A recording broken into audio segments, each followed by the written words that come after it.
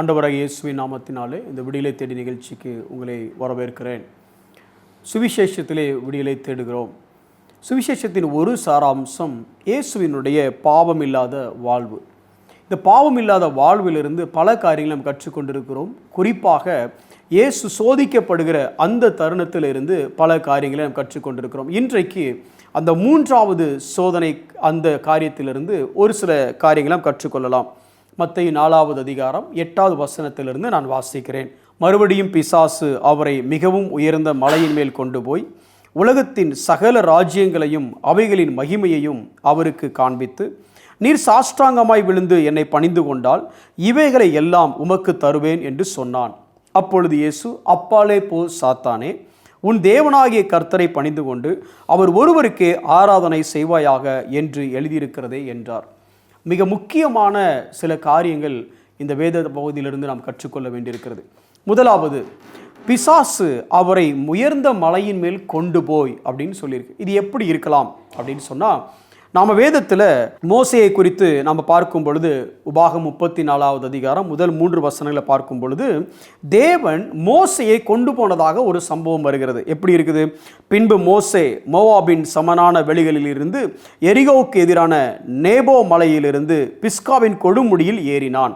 அப்பொழுது கர்த்தர் அவனுக்கு அப்படின்னு சொல்லி வருது. பல பகுதிகளை அவர் காண்பிக்கிறதாகவும் கடைசியில் வசனம் 4வது வசனம் இப்படி சொல்லுகிறது. அப்பொழுது கர்த்தர் அவனை நோக்கி, நான் உங்கள் சந்ததிக்கு கொடுப்பேன் என்று ஆபிரகாமுக்கும் ஈசாக்குக்கும் யாக்கோபுக்கும் ஆணையிட்ட தேசம் இதுதான், இதை உன் கண் காணும்படி செய்தேன் அப்படின்னு சொல்றார். அப்போ இங்கே மோசேக்கு எப்படி தேவன் அந்த தேசங்களை காண்பித்தது போல இங்கே பிசாசு எப்போதுமே தேவன் செய்கிற காரியத்திலிருந்து காப்பி அடித்து அதை தவறான காரியத்துக்கு பயன்படுத்துவது தான் அவனுடைய வழக்கம். ஒருவேளை இப்படி நடந்திருக்கலாம் என்று வேத வல்லுநர்கள் சொல்கிறார்கள். அப்போ மேலே இருந்து இப்போ எதை காமிக்கிறான் அப்படின்னா, உலகத்தின் சகல ராஜ்யங்களையும் மோசேக்கு எப்படி தேவன் அந்த ஆபிரகாமின் சந்ததி கான்கோர் பண்ண போகிற அந்த தேசங்களை காண்பித்தாரோ, அதே போல இங்கே இயேசுவை பிசாசு இந்த உலகத்தின் சகல ராஜ்யங்களையும் காணும்படி ஒரு காட்சி அமைப்பு அங்கே நடக்கிறது. அவைகளின் மகிமையும் அவருக்கு காண்பித்து, நீர் சாஷ்டாங்கமாய் விழுந்து என்னை பணிந்து கொண்டால் இவைகளை எல்லாம் உமக்கு தருவேன். நல்ல கவனிங்க, இதில் முக்கியமான ஒரு வார்த்தை பணிந்து கொண்டு அல்லது வொர்ஷிப். யாரை நாம் தொழுது கொள்ளுகிறோம்? இங்கே பிசாசு செய்கிற காரியம் என்னன்னா, என்னை நீர் தொழுது கொண்டால். அதுக்கு முன்னே நீங்கள் ஒரு விஷயத்தை படிக்கணும். இந்த காரியம்லாம் இது யாருடையதுன்னு நமக்கு தெரியும். இதை படைத்தது யாரு, இது யாருடைய கண்ட்ரோல் இருக்குது, இப்போ யார் அதை வச்சிருக்கிற, எல்லாமே நம்ம இந்த பின்னணி நமக்கு தெரியும். படைக்கப்பட்டவர் தேவன், சர்வ ஆளுகை உள்ளவர் தேவன், சர்வத்தின் மேலும் அதிகாரம் உள்ளவர் தேவன். ஆதாமுக்கு கொடுக்கப்பட்ட அந்த சுதந்திரத்தை ஆதாம் பாவத்தில் விழுந்ததினாலே இப்போது பிசாசின் கையில் அந்த ஆளுகை இருக்கிறதே தவிர, பிசாசு சர்வத்தையும் ஆளுகிறவனா அல்ல, உலகத்தின் அதிபதி. ஆனால் சர்வத்திற்கும் அதிபதி தேவன், அதில் எந்த மாற்று கருத்து இல்லை. அந்த தேவன் தான் மாம்சத்தில் வந்து நிற்கிறாரு. இப்போ அவரை தான் அவன் சோதிக்கிறான். அந்த நேரத்தில் அவருடைய காரியம் எப்படி இருக்குது பாருங்களேன். நீர் என்னை பணிந்து கொண்டால். ரொம்ப முக்கியமான காரியம் என்னன்னா, பிசாசினுடைய எண்ணம் எப்படி இருக்குதுன்னு பாருங்களேன். Satan always wanted to be God. அவன் தன்னை தேவனாக எப்படியாவது நிலைநிறுத்த முயற்சி செய்கிறதா அவனுடைய எண்ணம். அதே தான் நம்முடைய சோதனையாக கொண்டு வர. கொஞ்சம் பின்னால் யோசித்து பார்த்தா ஏசாயா 14வது அதிகாரத்தில் இந்த பிசாசினுடைய குணாதிசயம் நமக்கு தெரியும். ஏசாயா 14வது அதிகாரம் 12 முதல் நீங்கள் வாசித்து பார்த்தீங்கன்னா ஒரு சில வசனங்களுக்கு வாசிக்கிறேன் பாருங்களேன். 13வது வசனம் எப்படி சொல்லுது? நான் வானத்துக்கு ஏறுவேன், நான் ஏறுவேன், தேவனுடைய நட்சத்திரங்களுக்கு மேலாக என் சிங்காசனத்தை உயர்த்துவேன், வடபுறங்களில் உள்ள ஆராதனை கூட்டத்தின் பர்வதத்திலே வீற்றிருப்பேன், நான் வீற்றிருப்பேன் என்றும், நான் மேகங்களுக்கு மேலாக உன்னதங்களில் நான் ஏறுவேன், உன்னதமானவருக்கு ஒப்பாவேன். கடைசி எங்கே வந்து நிப்பாட்டுறான்? உன்னதமானவர். யார் இந்த உன்னதமானவர்? ஆதியாகமம் 14வது அதிகாரத்துக்கு போனீங்க அப்படின்னா மெல்கிசேதேக் வந்து ஆபிரகாமோட பேசும் பொழுது அவர் சொல்கிறார், எப்பா நீ யுத்தத்தில் ஜெயிச்சுட்டு வந்தியே, இது ஓம் பலத்தினால் அல்ல, உன்னதமானவர் அப்படின்னா வானத்தையும் பூமியையும் உடையவர், வானத்தின் மேலும் பூமியின் மேலும் அதிகாரம் உடையவர். இங்க பிசாசு வானத்துக்கும் பூமிக்கும் அதிகாரம் உடையவர் யாருன்னு தெரியும் அவனுக்கு. இப்போ கொண்டு வந்து நிப்பாட்டிட்டு என்ன சொல்றான்னா, இது எல்லாத்தையும் உமக்கு தார, நீர் என்னை பணிந்து கொள்ளும்.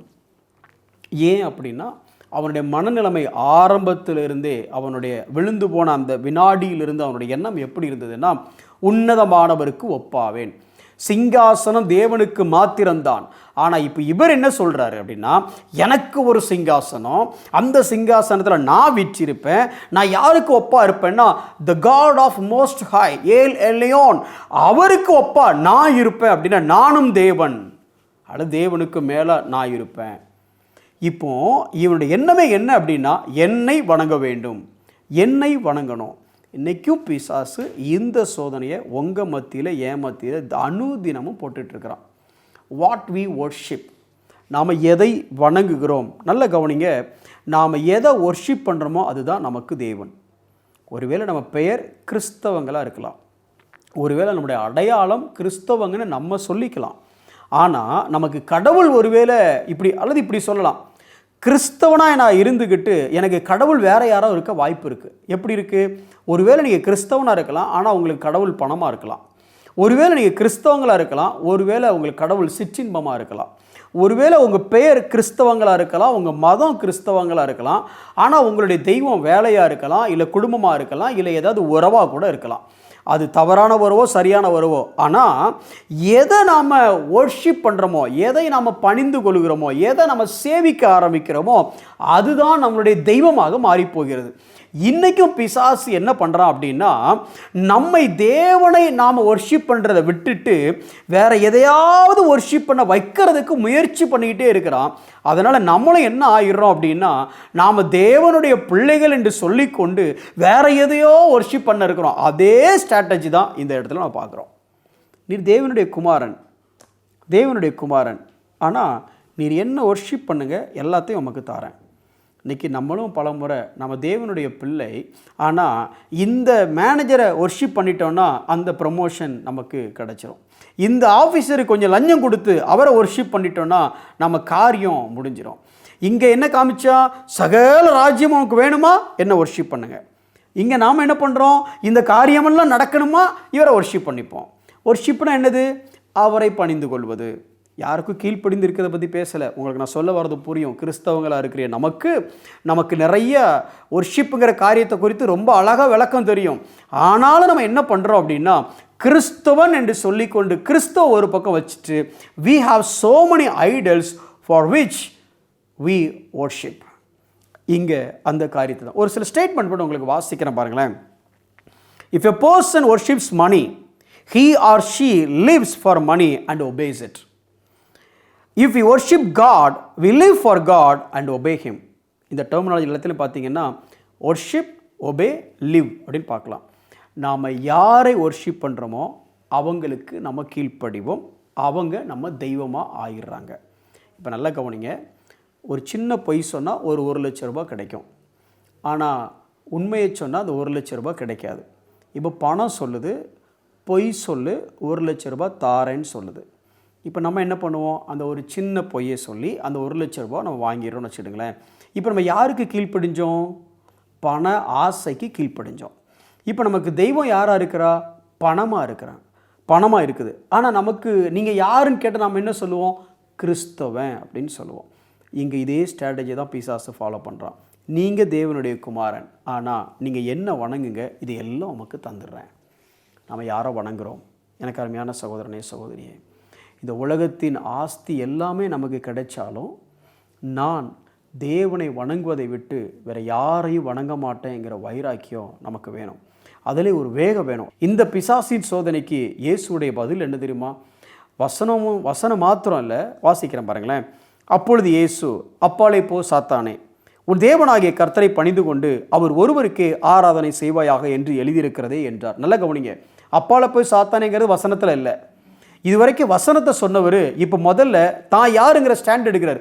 முதல்ல இடத்த காலி பண்ணுங்கிறாரு, அதுக்கப்புறம் தான் வசனத்தை சொல்கிறார். அப்படின்னா ஒன்று தெரிஞ்சுக்கோ, என்ன ஆனாலும் தேவனை தவிர யாரையும் ஆராதிக்க மாட்டேன், வணங்க மாட்டேங்கிற விஷயத்தை புரிஞ்சுக்கோ அப்படிங்கிற விஷயம் இங்கே என்ன எப்படி சொல்ல வர்றாரு? அப்பாலே போ சாத்தானே, முதல்ல என்னை விட்டு போயிரு. ஏன்னா இப்போ நீ சொல்கிற பற்றியா, இதுக்கு மேலே உன்னை கேட்டுட்டு இருக்கிறதுக்கோ இதுக்கு மேலே உனக்கு இடம் கொடுக்கறதுக்கோ வாய்ப்பே இல்லைன்னு சொல்லி you can see that a rapid, அல்லது சொல்லப்போனால் ஒரு ஸ்ட்ராங்காக அங்கே ஜீசஸ் ரியாக்ட் பண்ணுறதை பார்க்குறோம். இது எதுக்கு? அவருக்காகவா? அவர் செய்ய போகிறதில்ல தப்பை. இது அவர் சோதிக்கப்பட்டதே அவர் சரியா தப்பான்னு செக் பண்ணுறதுக்கு இல்லைங்க. அவர் சோதிக்கப்பட்டதே எதுக்குன்னா உங்களுக்கும் எனக்கும் கற்றுக் கொடுக்கறதுக்கு. அவர் யாரை ஒர்ஷிப் பண்ணுவாரா மாட்டாங்கிற கேள்வி இல்லை. நீங்கள் யாரையும் ஒர்ஷிப் பண்ணிடக்கூடாது, நான் யாரையும் ஒர்ஷிப் பண்ணிடக்கூடாது. இந்த மாதிரி பிசாசு சோதனை கொண்டு வந்து போடும்போது நான் என்ன ரியாக்ட் பண்ணோம், நீங்கள் என்ன ரியாக்ட் பண்ணோம்.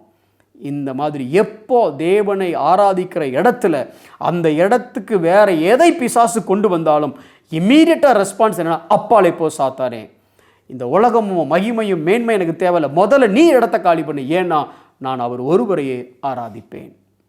அந்த மனப்பக்குவம் நமக்கு வேணும், மன உறுதி நமக்கு வேணும். ஜெபிப்போம். அப்பா பிதாவே, உம்மை நன்றியோடு ஸ்தோத்திரிக்கிறோம். உம்மை மாத்திரமே நாங்கள் ஆராதிக்க எங்களுக்கு உதவி செய்யுங்க. எங்கள் அனுதின வாழ்க்கையில் ஆண்டவரே பணத்தையோ புகழையோ பெருமையோ இல்லை மனிதர்களையோ இல்லை உறவுகளையோ இல்லை எந்த விதமான உலக ஆதாயங்களையோ நாங்கள் ஆராதித்து விடாதபடி உம்மையே ஆராதித்து உமைக்கே கீழ்ப்படிந்து உமக்காக வாழ எங்களுக்கு நீர் கிருபை புரிந்தருளும். இயேசுவின் நாமத்தில் பிதாவே, ஆமென்.